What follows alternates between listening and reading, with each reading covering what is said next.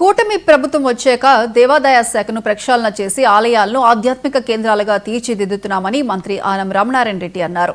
నెల్లూరు జిల్లా పెంచలకోన ఆలయ ప్రాంగణంలో 6.5 కోట్ల నిధులతో ఆదిలక్ష్మి అమ్మవారి ఆలయ పునర్నిర్మాణానికి వెంకటగిరి ఎమ్మెల్యే కురుగొండ్ల రామకృష్ణతో కలిసి మంత్రి శంకుస్థాపన చేశారు. ఈ సందర్భంగా మంత్రి ఆనం మాట్లాడుతూ ఆధ్యాత్మిక ఆంధ్రప్రదేశ్ లక్ష్యంగా ఆలయాలను తీర్చిదిద్దుతున్నామని చెప్పారు.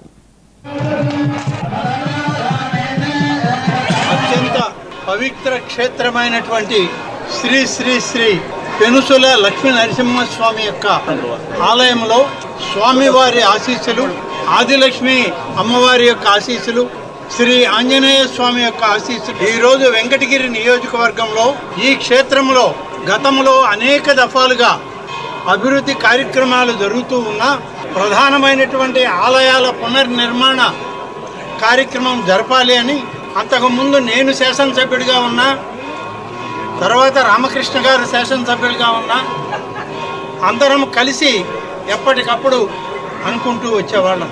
పోయిన బ్రహ్మోత్సవాల సమయంలో, రాబోయేటువంటి బ్రహ్మోత్సవాల సమయానికంతా మొట్టమొదటగా ఆదిలక్ష్మి అమ్మవారి యొక్క ఆలయ పునర్నిర్మాణం ప్రారంభిద్దాం.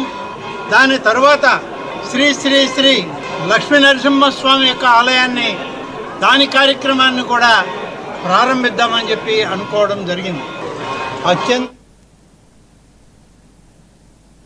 సంగారెడ్డి జిల్లాలో కలెక్టర్